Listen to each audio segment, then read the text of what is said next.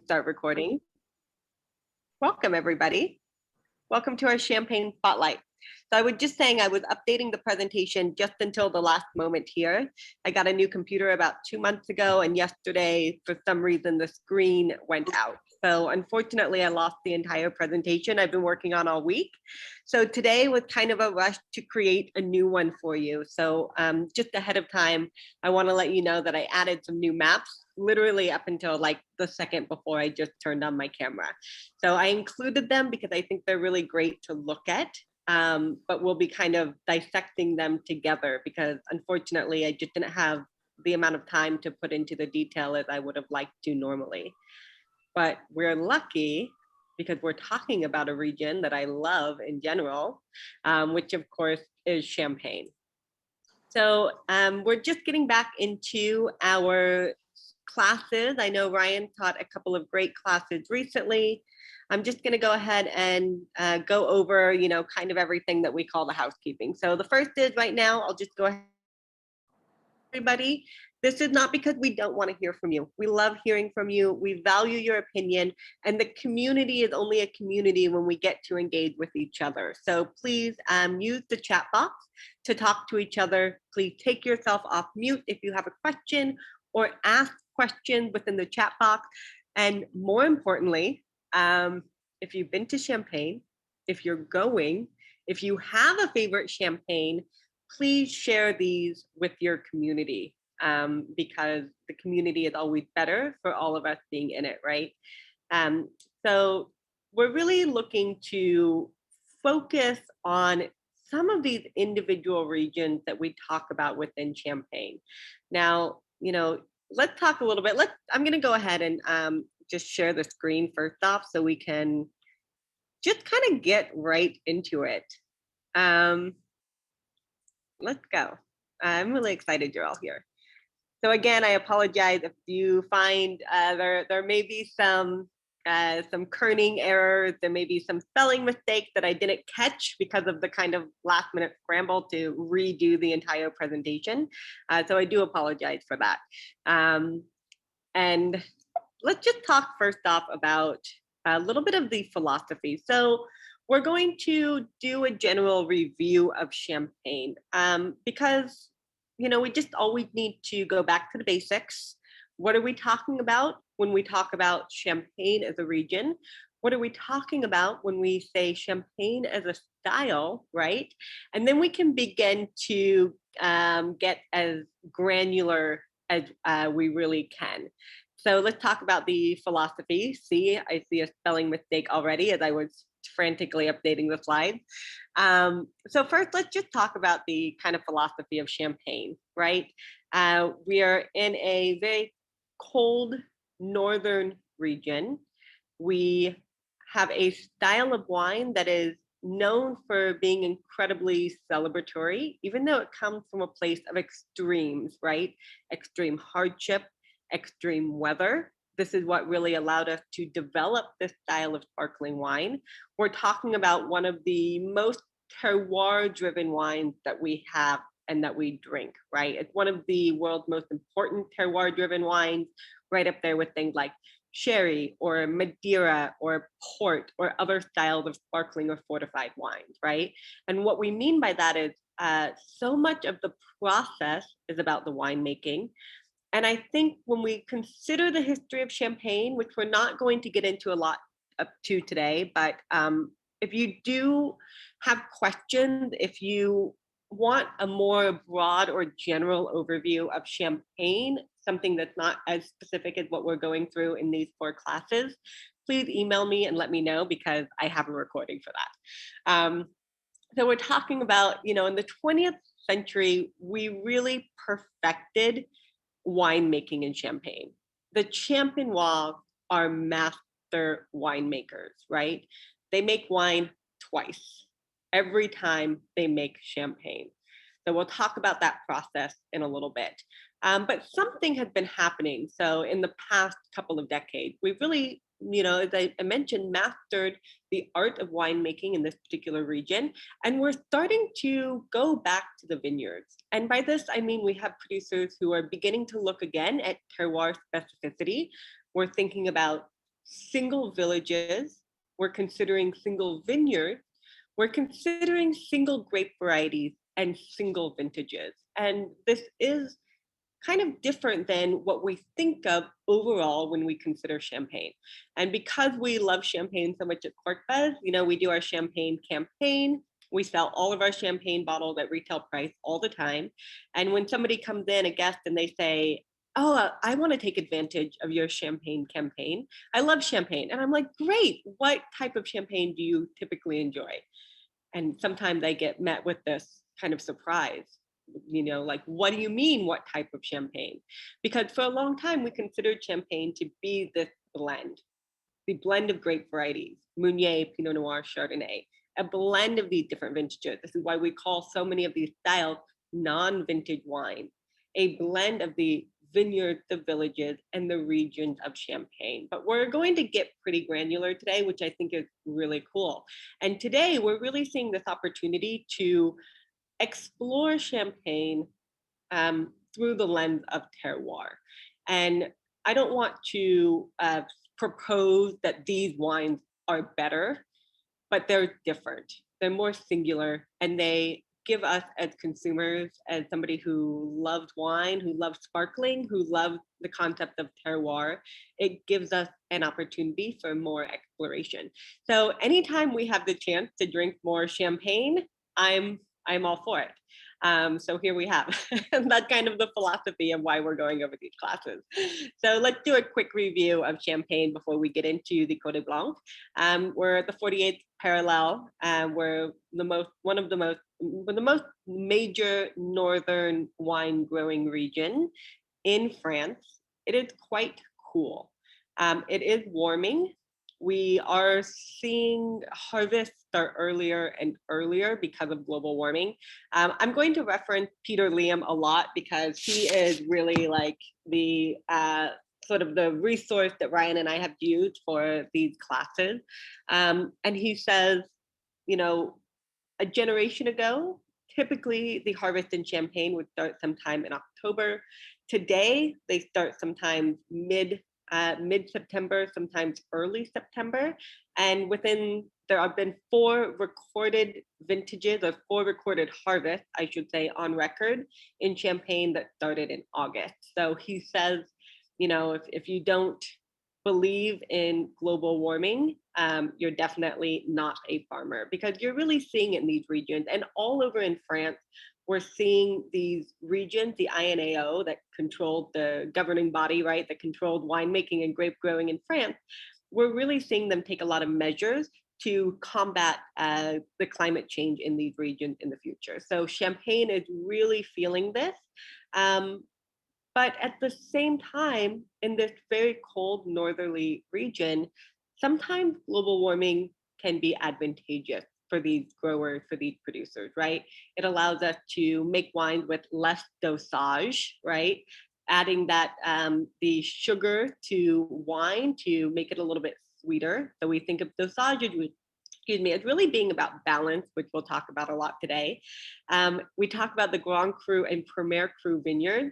In this case, we're talking about, sorry, it's a fruit fly. In this case, we're talking about the villages, right? So in Champagne, it's the actual villages that are ranked as Premier Cru and Grand Cru, as opposed to other places within France, for example, Burgundy, where it's the vineyard that's ranked as Premier Cru and Grand Cru, not the village itself. So Champagne, it's the village itself that is ranked. We'll discuss that too.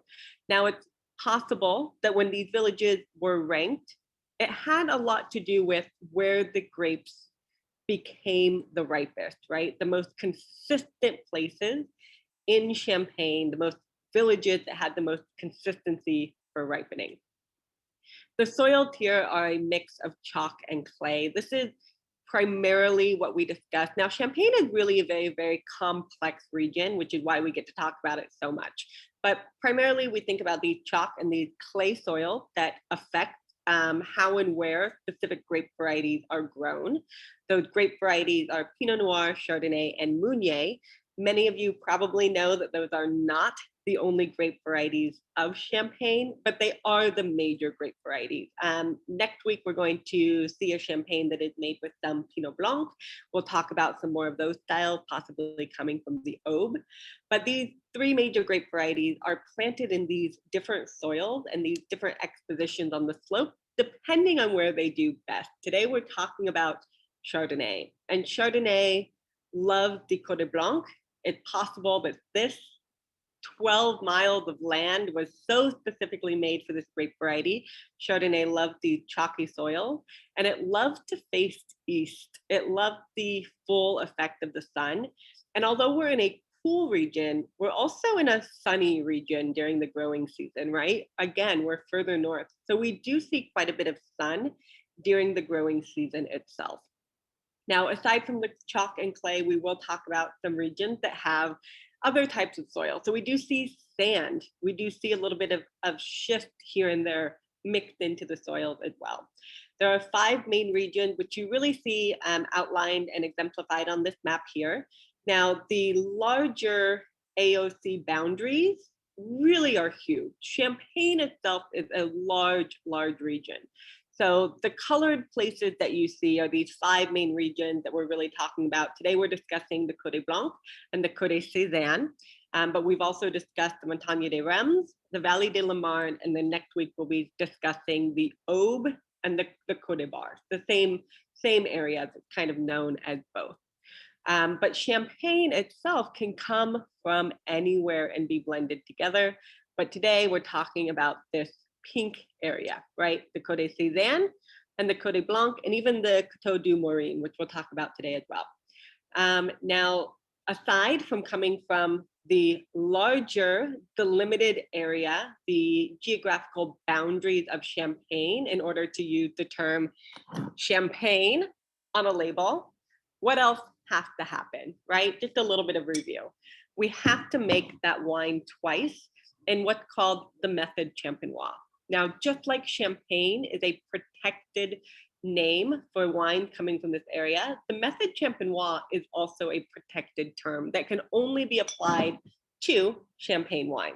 Now, colloquially, we say method champenois all the time when describing traditional method wine from other places in the world, right? Because we use that description, traditional method or method champenois, to describe wines that are made in the method we're about to outline inside of this bottle. But if it's not coming from the boundaries of Champagne, it cannot technically be called Champagne. So essentially, I mentioned we make wine twice. The first one is a regular wine, still wine fermentation. The grower will pick their grapes, or the winemaker will purchase their grape, which is very common. I mean, we have something like over 20,000 growers in Champagne and just over, I think, about 200 wine brands, right? So not everybody that's growing grapes is making wine. We have the growers who are typically growing their own grapes and then making the wine from the grapes in the vineyard that they own and farm. And then we have the larger houses, the NM and RM. I'm getting ahead of myself. We'll talk about that in a second. So when we get to the grapes, either purchased or owned, we make our first still wine. So we choose our grapes. We usually ferment them individually. We choose our vessel for fermentation based on how we want the finished character of the wine to taste and to structurally feel on the palate, right? Some champagnes are rich and voluptuous. Some champagnes are racy and linear and mineral, right?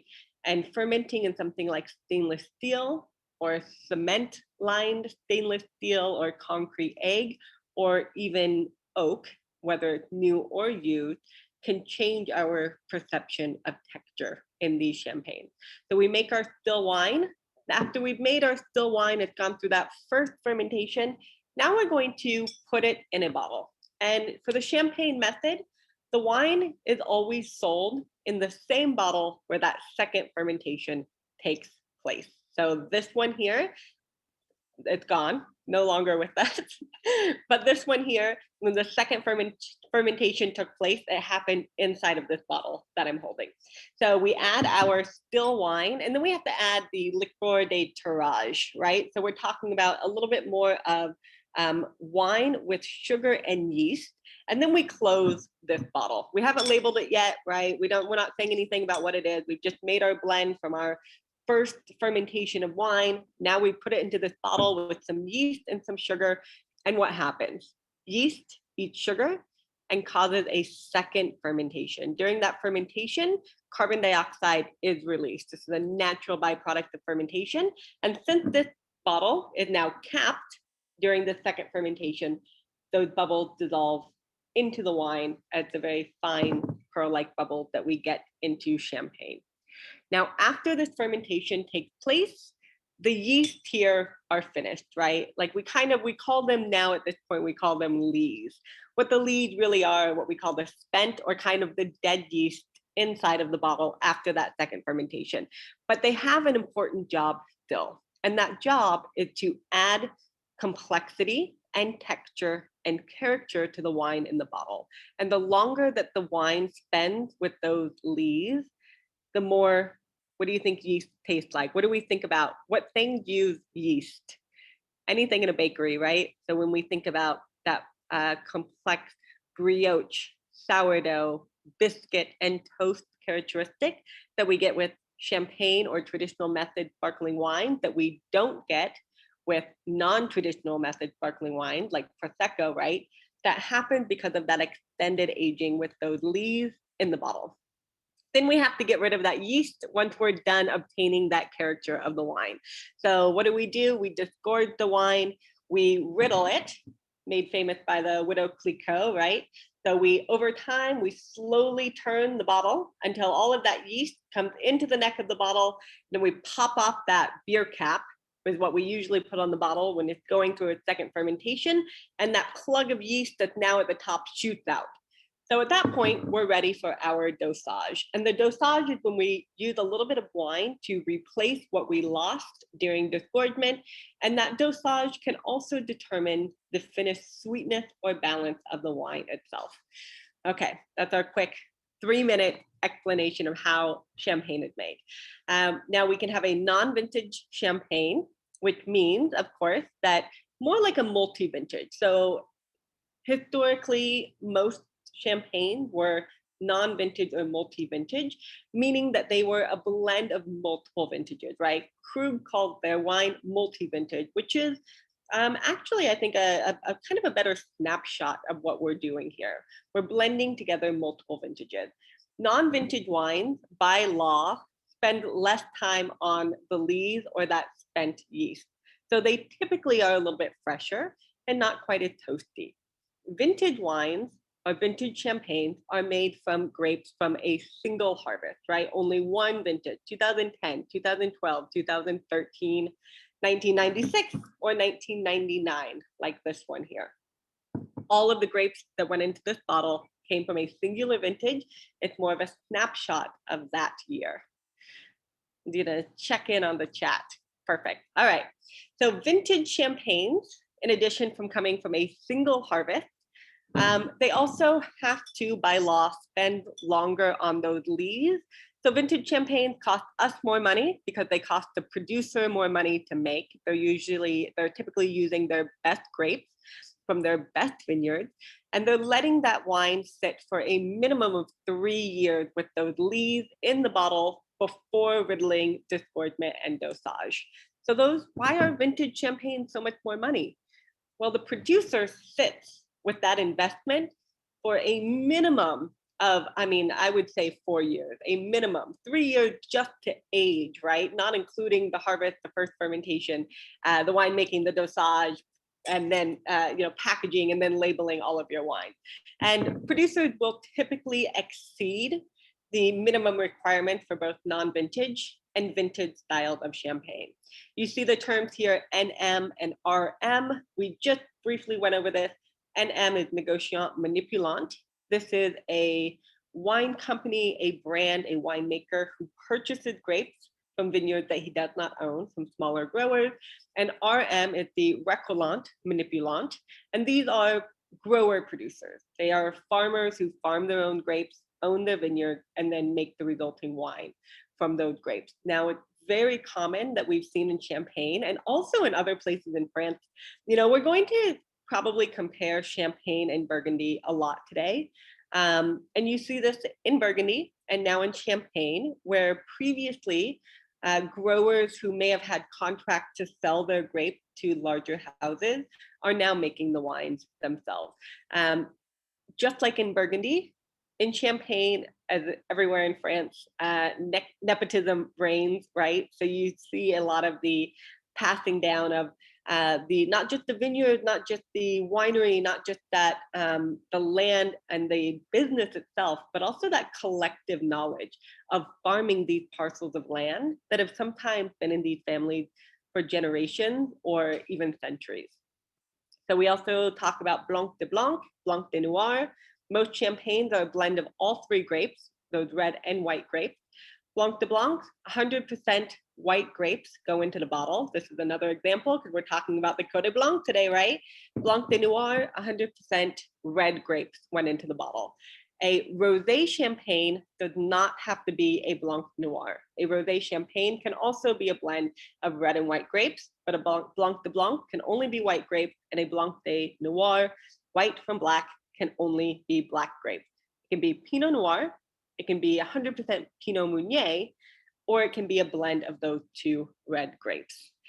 We have 17 overall Grand Cru villages, 9 in the Montagne des Reims, 2 in the Vallée de la Marne, and 6 that we'll be discussing today in the Côte Blanc, and a total overall of 44 Premier Cru villages, right? Now, what's classified in Champagne?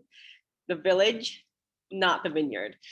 That does not mean that we don't have individual lieux-dits or named vineyard within these villages, because we do. But if you're in the village of Crémant, all of your vineyards would be considered Grand Cru. It's just a quick example of the Champagne method. Here in the top left, this is riddling by hand. There are estates that still do this. Some of them mechanize the riddling process. This takes much longer. It's much costlier than the mechanized method. You can see this spent yeast as it's working its way into the neck of the bottle before being disgorged, and then adding that dosage. And a lot of people think that dosage is about sweetness. It's really not. It's really about balance. And if you've taken my classes before, I know many of you have. You know, I love Riesling. And I see a question here. Crémant, yes, Crémant is one of the 6 Grand Cru villages. This can often be confused with the term Crémant. I'm gonna type it because, so Crémant with an A is one of the Grand Cru villages. Crémant with an E, and if anybody here does speak French, you're always welcome to jump in and correct me, because I try, but my French is still terrible. Crémant with an E refers to a style of sparkling wine made in the traditional method, but not in Champagne, but somewhere else in France. So you see Crémant de Burgundy, right? Crémant d'Alsace, Crémant de Bordeaux, Crémant de Loire. This is telling you it's a traditional method wine made in a French region that's not Champagne, and usually from that region traditional grapes. So in Loire, that could be Chenin Blanc, right? In Alsace, that could be from Pinot Noir. In Burgundy, that would be from Pinot Noir and Chardonnay. So Crémant de Burgundy or Crémant de Bourgogne is often one of the best wines to get that will taste like Champagne in France, right? If it's sparkling, because the same grape varieties, similar soil, and a region that's not too far away from Champagne itself as well. All right, we're really going to get into these regions here, but it's not just enough to talk about the terroir in the vineyard. Because it is a process-driven wine, a lot of the components affect the finish style, and not the least being the individual personality of the winemaker itself, right? So you have a choice of the grape to use, the vineyard you're sourcing from, your choice of oak or other types of fermentation vessels. Are you going through malolactic fermentation? We're going to talk about that a little bit later. How are you blending? Are you blending? How long are you spending on the lees? That's what period of autolysis means. The dosage, are you adding Are you making your wine a zero dosage, meaning when you add that extra wine, there's no sugar in it? Are you making it an extra brut, where there's up to 6 grams per liter of sugar there? Are you making it a brut with up to 12 grams per liter of sugar? Or are you going for a sweeter style of wine, like an extra dry, a demi-sec, or a doux? And I think we've kind of unfortunately come to think that sweet means bad when it comes to wine. But as long as the wine is balanced, it always should be delicious. So the Côte Blanc is overall could be one of the easiest regions of Champagne to understand. It is, Peter Liam describes it as the most nakedly chalky area of Champagne. Chardonnay loves chalk and it loves sun. So we have an east-facing escarpment at the eastern edge of a limestone-capped plateau, and it stretches for about 12 miles south of Epernay. Epernay, as it sits, we'll look at a map in a second. Epernay, as it sits kind of in the center of Champagne, and you'll notice that it's one of sort of the spiritual heart of Champagne, and the vineyards just sort of radiate out from Epernay. I'd love to hear, I've actually never been to Champagne, so I'd love to hear, thinking about maybe Christmas.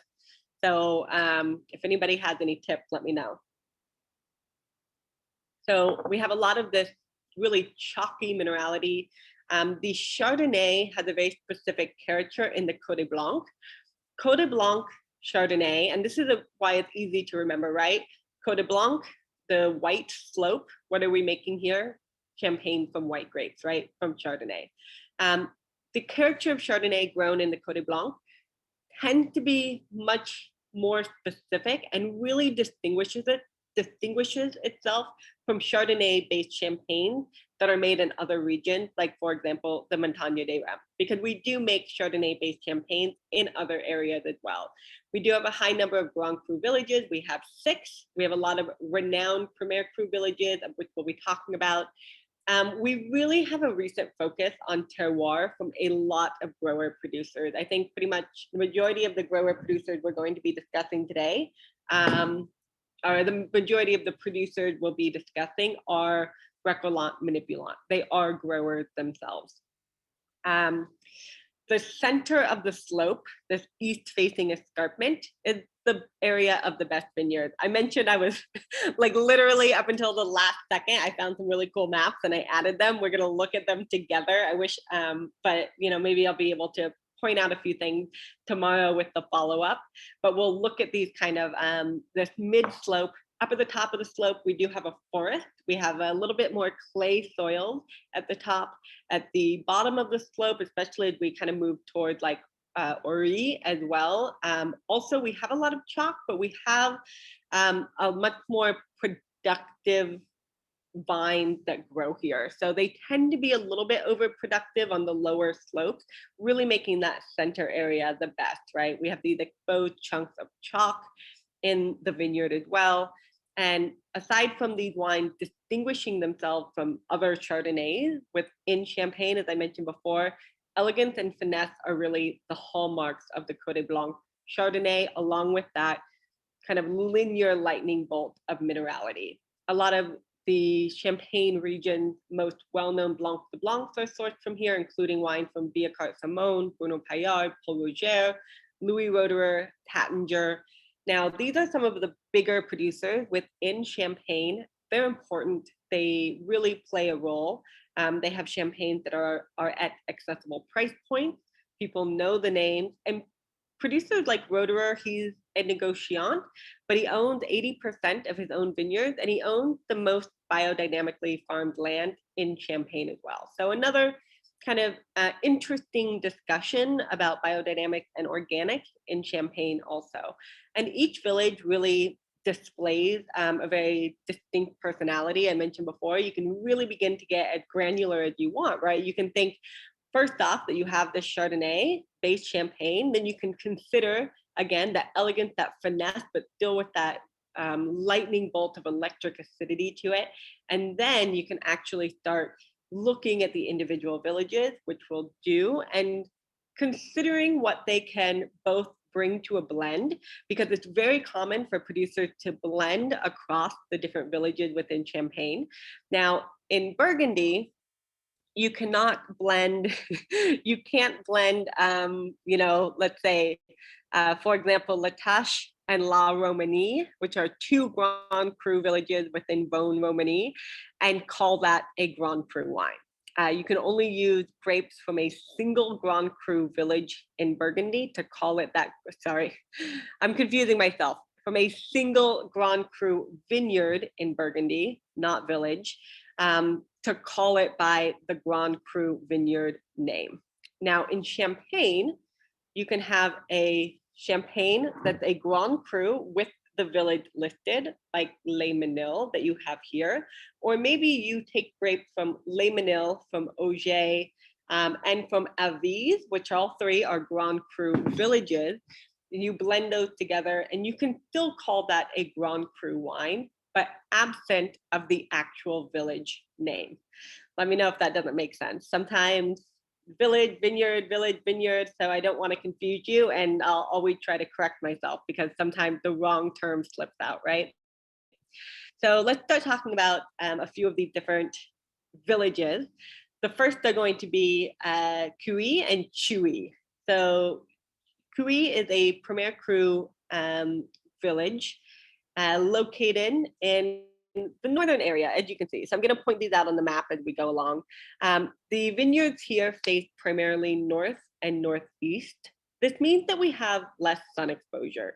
Why do we learn these things? Because as consumers, it helps us understand wine and then really be able to ask for, identify, and then ask for what it is that we like, right? So there's less sun exposure. We're facing north and northeast in a northerly climate.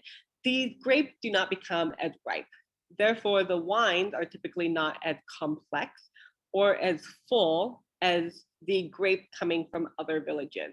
Now, this is probably one of the reasons that Cuy is also not classified as a Grand Cru village, because although it's on great terroir, because of this northern exposure that it does have. Now, it's very important in blend. It can be aggressive on its own. We have producers like Pierre Gimonet does bottle his non-vintage Blanc de Blanc just from this particular village. So you can really see the character of it, but it's usually very valuable in a blend. Now, some of the other villages within the Côte Blanc tend to have, for Champagne, right, in the context of Champagne, a little bit more of a bombastic character to them, especially somewhere like maybe Aviz. If you're growing on the more clay soils within Aviz, you see this riper character. You might blend in a little bit of Cuy to add some freshness, some liveliness to the wine, especially if perhaps it was a warmer vintage, like we're seeing more often, and you want to keep a little bit more of that taut structure within the wine itself. Now, although Cuy is adjacent to Chuy, these villages really could not be more. Chuy is known for producing grapes and wines that have very broad build and a much more creamy richness. The region or the village itself is tempered by the Marne, and that really creates this warmer microclimate than other villages that we see within the Côte Blanc. Now, because of this, Chuy is also known for the quality of its red wine. So we do see producers who are bottling rosé wine coming from Chuy. The other village to really consider for Pinot Noir in the Côte Blanc is Vertou in the south. So Chuy and Vertou, north and south, warmer climates within the village, riper styles of wine, but also notable for the quality of the Pinot Noir that they do grow there, albeit in very small amounts as well. The vineyards within Chuy, again, let's get even more kind of, I keep using this term, like, right, like more granular, but I think it really, kind of exemplifies what we're trying to say. So the vineyards within Chuy can be further divided into two major sections. So west of the village, the soils are considered to be a little bit more inferior as well as the exposure, so they can be less desirable. But again, in a warmer year, you might look for this lighter style of wine to blend in. But importantly, on the western side, it's a really important site that sits atop the hill, and the committee Champagne uses the site to test different clone, pruning systems, trellises, and other experiments within the region as well.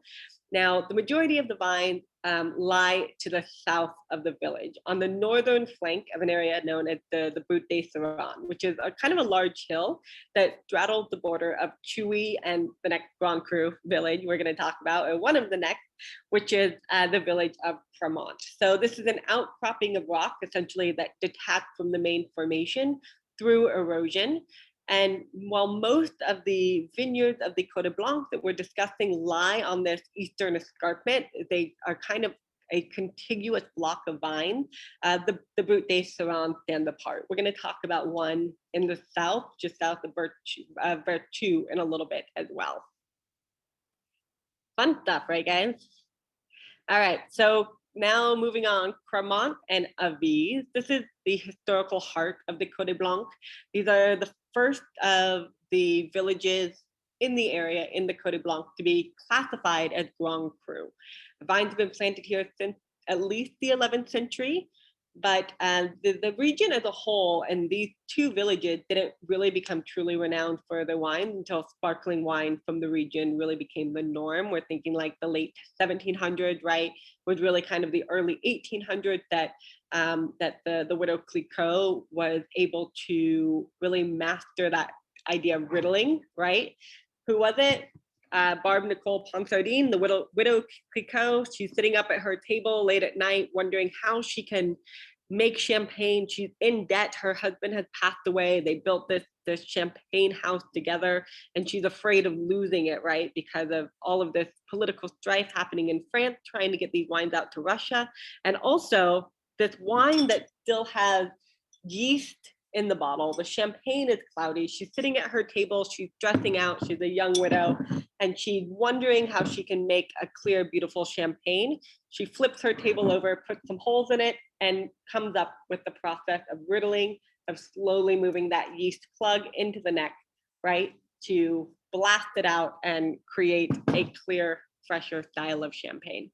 So away from the history lesson, now we're in Cremont. Cremont is a Grand Cru village that you can see just south of Chewy over here. And, you know, we have vineyards that really curve along the southern flank of that outcropping of rock, right? The Butte de Saran, before joining that longer east-facing slope. This creates an amphitheater. This gentle slope has varying levels of chalk and clay, and they sit within the sun for most of the day. So what do we think that this does? Well, one, this chalk really creates a more linear, more austere style of wine on the palate, but clay creates more richness, right? So not only do we have this amphitheater with sun, we also have more of this clay. So we begin to see these richer styles of wine. Now, the western side also, again, it has a little bit more limited sun exposure, lighter wine with higher acidity. I know I'm going to repeat myself, but you know, it always bears repeating because it helps us understand the style of wines that we like. If you have a warm year, what are you going to do? You're going to blend the grapes of the western side, right? To give us more freshness, to retain more of that acidity as well. Now, in Aviz, we tend to have a pretty plush style here. The vineyards are highly parcellated within the village, and some, just like Cremont, are incredibly rich in clay, and others are predominantly chalky. This is really giving some of these growers a really interesting opportunity to bottle individual expressions of these soil types from the same village. So we're going to talk about a few of those. Aviz also is the base of a lot of those important Blanc de Blanc blends that we mentioned before, Roederer, Biacart Samon, Tattinger, but also many of Champagne's most well-known prestige cuvées, Dom Perignon, Blanc de Millionnaire from Heidsieck, right? Champagne Charlie, Veuve Clicquot, La Grande Dame. Now, Pascal Agripart is really important in highlighting the differences in two distinct cuvées. So we're going to talk about producers that after we finish the regions as well. So we'll discuss Agripart again. But since we're exemplifying the concept of the terroir within Avis, the concept of those clay and those chalky parcels, he bottled these two distinct cuvées, L'Avisoire, Avisoire, and Venus. So Avisoire, sorry about that, guy, comes from vines that are up to 50 years old. And they come from the much more clay-heavy Liudi of Les Robards and Les Voies d'Épernay. They come on the upper slope, so you can imagine that this is a richer style of champagne. And then we have Venus, come from the chalkiest portion of Avis as well, and one of the most renowned parcels. So this is known as La Fosse, the vine date to 1959, and it's one of the parcels in Champagne that's actually plowed entirely by horse.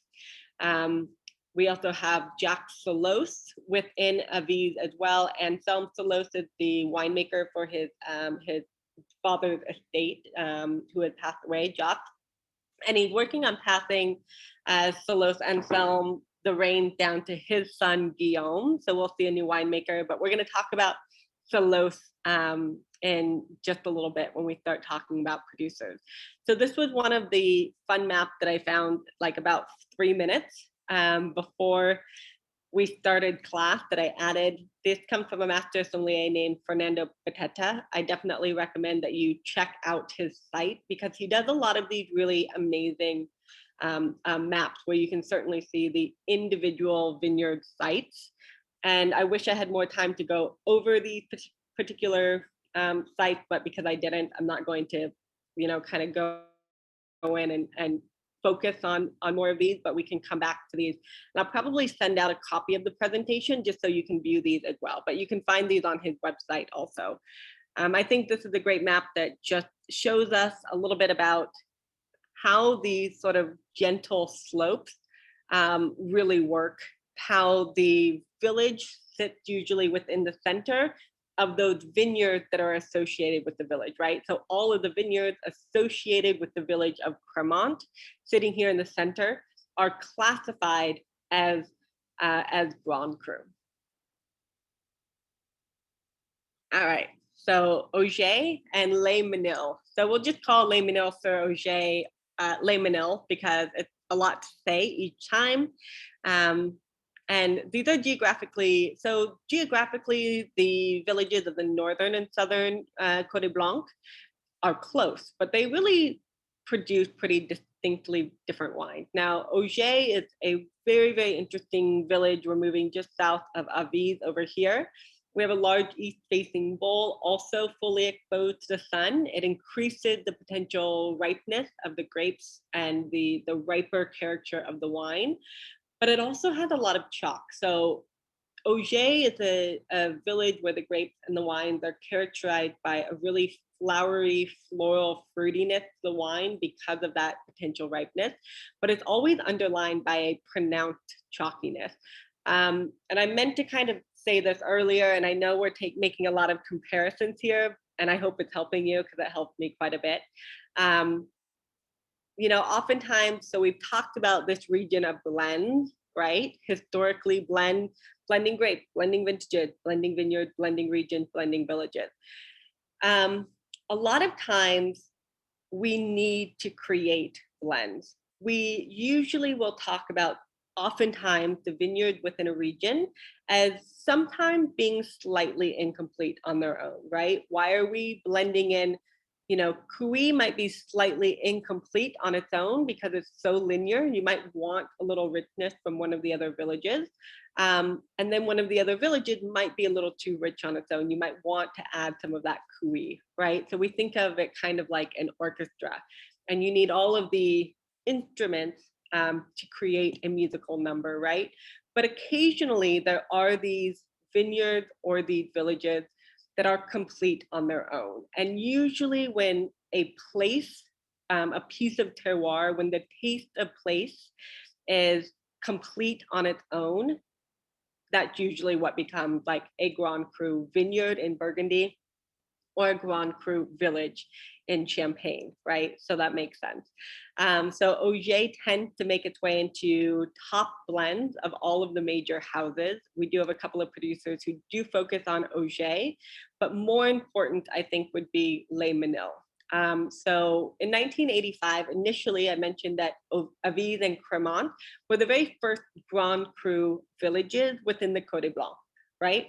In 1985, Les Manil was promoted along with Auger, Chuy, and Ory. So initially, these four were not also Grand Cru villages at the same time as Aviz and Cremant. This promotion really resulted because of the fame of Les Manil, which really increased over the course of the 20th century due to this wine that I keep holding up, which is known as Salon. It was the first champagne that we know of to come from a single village, and consistently so. It is not a single vineyard wine even today, but it was really one of the first in Champagne to consistently come from Les Manil and be known for the singular style that it was producing. We're going to talk more about the guy who started this in a little bit. Now, there were probably single village champagne before Salon. I'm sure there were small producers who were making these, but they probably have been lost to history. So this is one of the first we know of. It was made. It is made today only in the best vintages. If there is a vintage that Salon is not made, that means that the grapes went into its sister house, which is Delamont. So if you have a vintage where Salon is not made, those grapes went into the Delamont champagnes as well. This is really the archetype of Les Manil. Has a prominent acidity, a piercing chalkiness, but it's not a lean wine. And this is where we're trying to segue with the concept of these wines being complete. And when we think about like the greatest Grand Cru vineyards in Burgundy, when we talk about Les Montrachet, if you name every favorable component of a wine, Les Montrachet has it. So it's not often that we have an opportunity to say something like, this wine is driven by minerality and by fruit, but those things are in balance, right? Montrachet is a wine that has complexity and depth. It's enjoyable young, but it rewards the patient drinker who will take the time to age it, right? It is a complete wine on its own, and it really has all of these favorable components to go with it. And Les Manil is one of those as well. Clos du Menil is here as well, owned by Krug, made since 1979 by Krug, one of their very important single vineyard wines, along with Clos du Ambonnet in the Montagne des Reims. Chatillon is another really important site. Many of the best producers within the Côte Blanc and within Les Manil own some of the vines of Les Chatillons. So just like Burgundy, multiple producers can own vines in a single vineyard, but not always. Clos du Menil is a monopole of Krug, but Salon, Pierre Peter, Pierre Moncuy, and Robert Moncuy are all here as well. Complete wine, singular, right? And then we'll talk about two premier crus, and then we're gonna discuss some producers and some champagnes. I haven't seen any, oh, let me check, I have one chat here. Mary, thank you. I'm so happy that you're putting in some tips here. I actually have a quick question, Amber. My name is JJ, and I'm one of the new people here, and this is amazing. Thank you so much. But what actually, you had referenced Salon, and if it's not not from a vintage year, it will go in the Delamont, I think you said. Yeah. Is there one uniform thing that is defining that particular vintage as vintage? Because I noticed certain producers will have 06, 07, like they're different ones. Is there like a formula, not a formula per se, but what are the characteristics that are going to define, and when do they know that actually? So, Champagne is a really interesting region where the committee Champagne that kind of oversees, they set a specific harvest date for each year. So in Champagne, if you want to call your wine Champagne, one of the laws that you have to abide by is that you cannot harvest your wines, your grapes, before that date, right? So that could have one thing to do with how the producers, when that date is set, I would imagine that that's when producers begin to decide whether the conditions are good enough for a vintage year. So in a vintage year, and it doesn't have to be declared across the entire region. So there are things like special club, where the entire group, I believe, have to agree that the vintage is good enough to release a special club wine. Special club is an association of growers who all produce in each vintage a wine in the same shaped bottle. So they're a collection of growers that release special club as their kind of top or prestige cuvee of that particular year. They're always vintage. And I would imagine, I don't know exactly what Salon is like. What are we looking for? But I would imagine that obviously you want a year with good ripeness. You want a year with great balance, because you can't make balanced vines make balanced wines. So if you have a year that's either too hot, or perhaps if it's too cold or rainy, it could perhaps be that when the vintage is not good, you oftentimes have very low yields.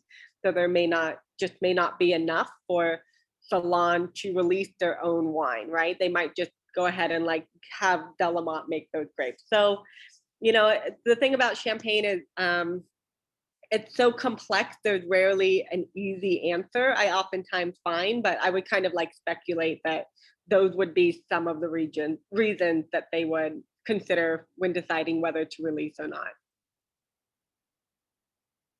Thank you. All right. So we're going to talk about two Premier Cru villages, so Vertu and Bergier-les-Vertus. So these are both Premier Cru villages located in the south of the Côte Blanc.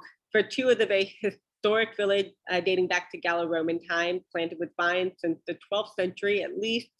The second largest village in Champagne. Historically, it's known as Pinot Noir terroir.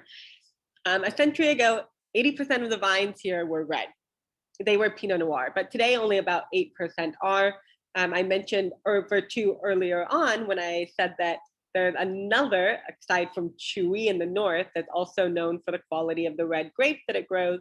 There's one in the south, and that is Vertu that we're discussing here. Again, we do tend to have these vineyards that are divided into two sections. And when you consider that usually the village sits in the center of the vineyard that are associated with that village, it makes sense that the north and south side would be a little bit different, right? The south does have deeper clay soils, and more southeast exposure. We have a more pronounced density in the wine. It's common to find the Pinot Noir planted within the south. There's Les Rougemont, who produces it? I'm wondering, I can't remember now, but I think it might be Doriard, where they planted a Pinot Noir planted on red clay. They make a Rosé des Sauniers coming from that. I think it's not Doriard, but suddenly I'm forgetting. I might have it in the producers as well. In the north, near Les Menil, you see the vines on more chalk, very little topsoil again. Always bears repeating. What did that chalk do? Linear, lightning bolts of acidity, right? The fresher. If you like those racy electric styles of wine, you want to look for these coming from Les Menil, the northern part of Vertu. Vertu will typically be less expensive as well, because we're talking about a Premier Cru versus a Grand Cru village. South of Vertu in Bergier-les-Vertus, we have similar soils until we get to the south, to the Mont-Ami. So this is a prominent butte that's very similar to the Butte des Serans within the north, stands apart from the main escarpment of the Côte Blanc, and actually has really high elevation, up to 800 feet, which is, you might think you're like, okay, talking about somewhere like Rioja in Spain, we're talking about like 2,500 feet, right? We're on a plain, like on a Meseta plateau there. But 800 feet is pretty high for Champagne. We see more sand, we have flint, we see marl here. It's a much cooler site. The grapes ripen quite a bit later, and we see a little bit more of this kind of smoky, stony minerality that's lighter and racier structure coming from this area. There are producers who are bottling different sites in Vertu and Bergier-les-Vertus, which I think gives us a really fun opportunity for some exploration. Now, the Côte Cézanne and the Coteau du Morin. So we're moving just south. Now, the Coteau du Morin, maybe some of you have been like, I've heard of the Côte Cézanne, but what is this other place? So we're looking up here, right, at our Côte Blanc. Now we're here in the Coteau du Morin. It's important because of a producer. Ulysse Colline is the name of the champagne house itself. Olivier Colline is the winemaker today. Again, the son, of course, of Ulysse. He's really making the Coteau du Morin important. Ulysse Colline is one of the really revered biodynamic grower producers that's coming out of Champagne. He studied under Anselme Solos, did a lot of winemakers within Champagne, especially when we talk about the Côte Bar next week. We'll be talking a lot about Solos, even though he's located in Aviz. We see more diverse soils here. And it's really interesting that they actually grow more Meunier within the Coteau du Morin, with 40% Chardonnay, 13% Pinot Noir. And the reason that I mention that is because this is a much less contiguous area of vines. We don't have this huge like slope of vines like we have in the Côte Blanc. But then we get down here to the Côte Cézanne. So most maps of Champagne omit this region entirely. They don't really show it. They show the Côte Blanc and they show the Côte Cézanne. And we kind of consider the Côte Cézanne as the southern extension of the Côte Blanc. It's also Chardonnay dominant, just like the Côte Blanc. We tend to have chalk soils, although there is more clay within the Côte Cézanne, and it is warmer. We are further south. The wines do tend to be slightly riper. They tend to be a little bit more fragrant and fruitier. We're seeing producers within the Côte Blanc come down and begin producing wine within the Côte Cézanne. And I think, again, this is something that happens in other regions within France, where the region itself just becomes so renowned, so expensive, the wines become so popular that producers are oftentimes looking for an opportunity to give us value, right? And many of them move to some of these sort of outer fringe areas of the region that their traditional estate is in to make more accessible wine for consumers. And I think that that's something that's really cool. Let's look at some of these favorite producers. And I don't want to keep you all night. Let's check the time. We have 2 minutes, but we'll probably go a few moments over. And never worry, of course, if you have to jump off, because I can, we'll send out a copy of the recording, and I'm going to send a copy of these slides as well, so you have them. And the reason that we put so much information into these slides is because we really want it to be, especially when we're thinking about getting so specific in these regions and talking about these different terroirs, these different producers, to give you the opportunity to explore. I don't want you to remember everything. I wanted you to have fun and be drinking champagne tonight. So it's important to me that you did that. And we send these out really so you have this as a reference for when you are ready to explore. For when you're thinking, I want to try a new champagne, let me look at some of the producers from the Côte Blanc who are probably making wines based on Chardonnay, which I like in Champagne. Let me go back and look. So that's why these are here. So we'll just go through these pretty quickly and why we think that they're important. Agripar, Pascal, we mentioned. This was the producer that we talked about in Aviz, who was making that opportunity to taste 2 wines in Aviz coming from different soil types, right? So Venus, we talked about coming from the Lieu-dit of La Fosse, those older vines plowed by horse, and La Vizois on clay. I'm gonna work on that one after class. La Vizois. Maybe I've got it now. He also makes Complanté, which is a field blend. One of his most accessible wines is 7 Crus, which come from the 7 terroirs, or the 7 Crus villages that Pascal has grapes in within the Côte Blanc. So it's a regional blend of the Côte Blanc, so really great opportunity. And those wines are not expensive. I mean, on our list, we don't have the 7 Crus right now, but it would be $60, $70 maybe, because again, right, retail price. Terroir is a blend of the Grand Crus of the Côte Blanc itself. Etienne Calsac took over his grandfather's vineyards in 2010. All of his vines are Chardonnay. His Le Chappé Belle, he used to add a little bit of purchased Pinot Noir too. So if you find some older examples, again, they're still going to be non-vintage, but you might have some that say there's a 10% Pinot Noir blended in, but today he's making that from 100% Chardonnay. Roquefort tends to be his more top and racy style. He is organic, but he's not certified. You have to pay to be certified organic or biodynamic. So just because a producer doesn't pay for the certification doesn't always mean that they're not working in that method. Anselm Solos is a really great example of that as well. Claude Cazals, run by Delphine today, really important because the Clos Cazals, which is still a walled vineyard within Les Menil, is the oldest vines of their Auger parcel, or the Les Menil Clos Cazals. Oh, sorry, not so. The winery is located in Les Menil, but Clos Cazals is coming from Auger. 10 years on the lees, so you can imagine you get much more of that kind of tertiary character. You can also find La Chapelle du Clos coming from younger vines, the parcels of younger vines. De Sousa tends to be a bolder, richer style of champagne. They do farm their vineyards biodynamically as well.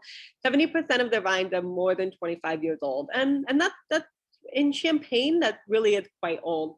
One of the things, aside from the concept of looking at terroir, once we mastered winemaking in Champagne, we're really looking at the viticulture now. Not only at the terroir, but how are we growing these grapes, right? How are we trellising?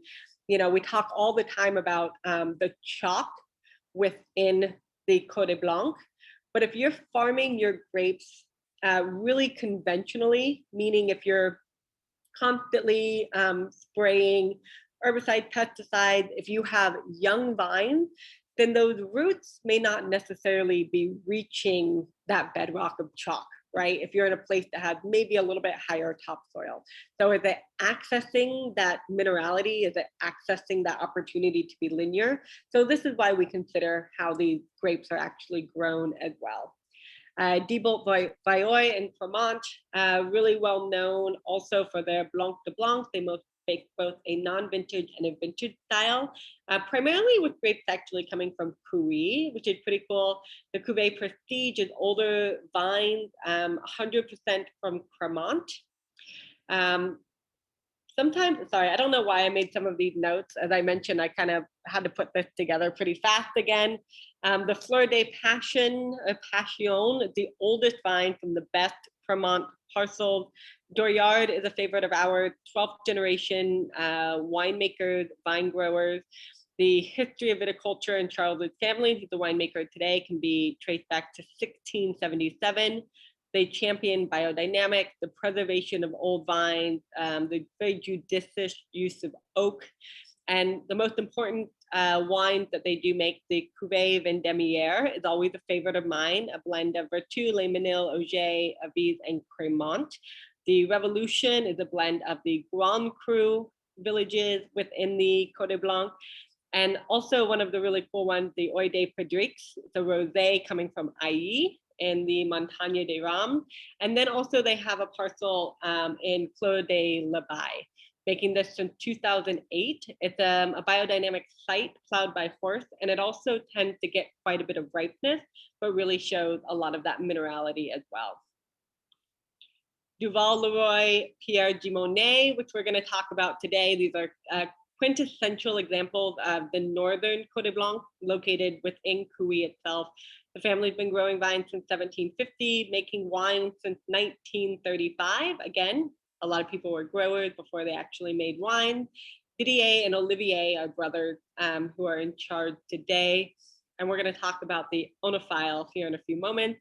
L'Armandier Bernier is a favorite of mine. Pierre and Sophie are making the wines. They've been entirely certified biodynamic since 2004. These wines are really known for their ripeness. If you like the riper fruit-forward fruit in Champagne, a fruit-forward style of Champagne, you would most likely really enjoy these styles of wine. Rill is also a favorite of mine. A particular cuvee to really look out for is called the Pearl or Pearl, I believe it's pronounced. This is a more kind of classic, more historic style of wine. So it used to be called Cremant de Cremant, but when Champagne delimited their laws for their particular region, they gave up the term Cremant with the E for other regions in France. So there used to be a style called Cremant within Champagne, but they gave up that term, right? Now, this is bottled at 4 atmospheres versus 6 atmospheres, which is common within Champagne.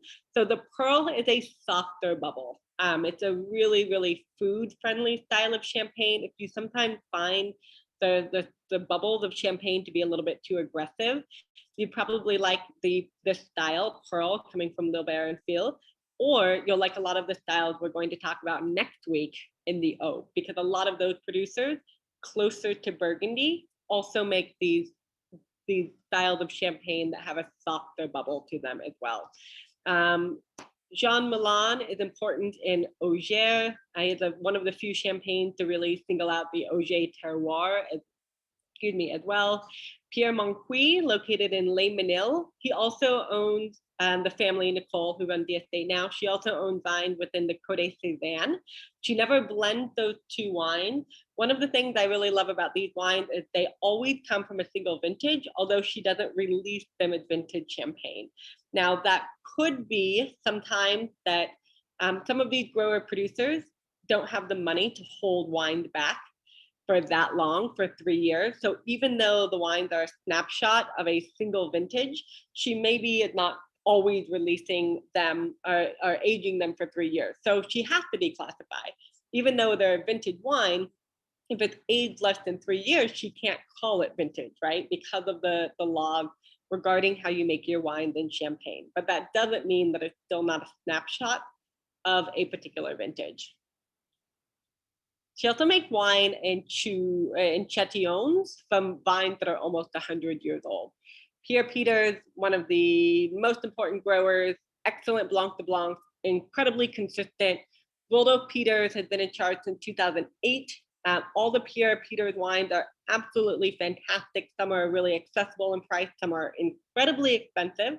And one of my favorite quotes ever about Champagne is that Roldo Peters says, "A magnum of Champagne is just enough for 2 people when one person is not drinking." What we have here, a magnum of Champagne. Salon, we're talking about, they only produce this one wine. You can see all of these producers make several different cuvées, right? Salon only makes one. This is the only one you'll get, only in the best vintages.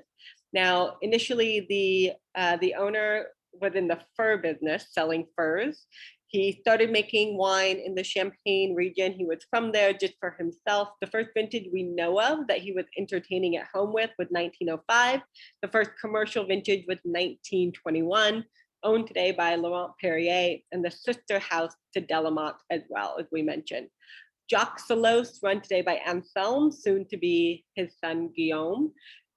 He's not organic, he's not biodynamic, although a lot of the people, growers that have studied under Anselme have gone that route in other places in Champagne, but he does work with the sun and the moon with very deep respect for nature.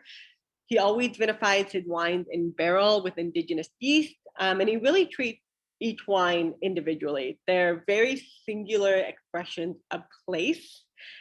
So paying attention to the Salos wine and what's on the label is important, because initial or VO or the rosé or substance will all tell you important things about the wine. They're also very expensive. It's not uncommon to see a bottle of Salos for, I would say $500 minimum. Something like this Salon would easily be a couple $1,000. At retail price, we have 2007 Salon on our list at $640, not for the Magnum, just for the regular bottle itself.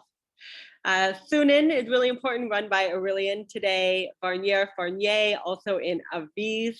a great one to look out for. And in Vertu, I really like the Veuve Fournet, two brothers that run the estate today. They're fifth generation wine growers. They also are really seeking to express the terroirs of Vertu, that premier cru within the South. And their wines are really delicious, and they're a lot less expensive than some of the terroir expressive wines that you find from the Grand Cru villages. So it can be a really fantastic area to look for. I'm so sorry that I'm keeping everybody so late. Let me know if you have any questions. We have a couple of champagnes that we really love. I'm just gonna finish off on these and let you go on with your evening. For those of you that have a bottle of champagne open, you can have French fries, you can have fried chicken, you can have, I mean, really, you can have almost anything that you want with champagne. It's an incredibly food-friendly wine, and the richer the style, the further it can take you into the main course, right? But I mean, if you just want to order takeout, fried chicken and French fries. I even love something like a hamburger with a rosé champagne can be really fantastic too. You can think about things like Brugiere, just toast up some bread in butter, maybe get some caviar. Maybe you want to run out and grab some oysters if there's still a seafood place near you, right? But really, champagne can go with almost anything.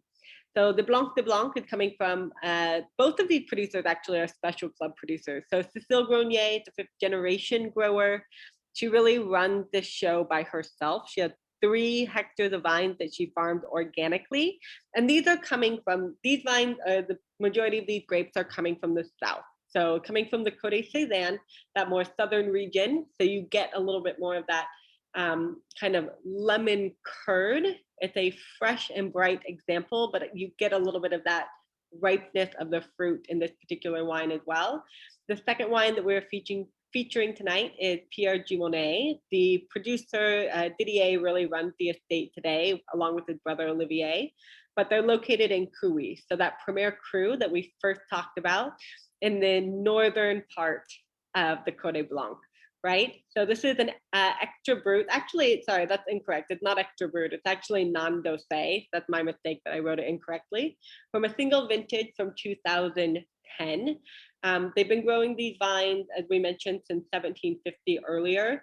The oenophile is a small amount of wine that is singled out from their Floron vintage champagne in the best vintages for additional aging. One of the things I love this champagne, I always think it has this kind of like buttered rye characteristic to it, like a darker expression of bread that you get here. It's really kind of ripe pear, this ginger that can be really fantastic with the wine too. I hope you love them, and I hope that you love champagne. That's all I have to say about that. I kept you for a long time, and I apologize. That wasn't my intention. We hit the Côte Blanc really hard and fast and furious. And I hope you enjoyed your champagne while we were doing it. I'm going to send out some follow-up notes tomorrow. Thank you, guys. Let me know if you do have any questions. You can reach out to me directly through email. So wait, Amber, I have a really quick, this is the quick dumb question. Not all of the wines, champagnes from Côte de Blanc are Blanc de Blanc, right? That's correct. Yes, they are not. It is the most common style that you will find, but it's not a requirement. Okay. Yeah. Okay. There we go. Thank you so much. All You're right. very welcome. Here next Monday. Thanks so much, everybody. Enjoy your dinner. Have a great night. All right. See you soon.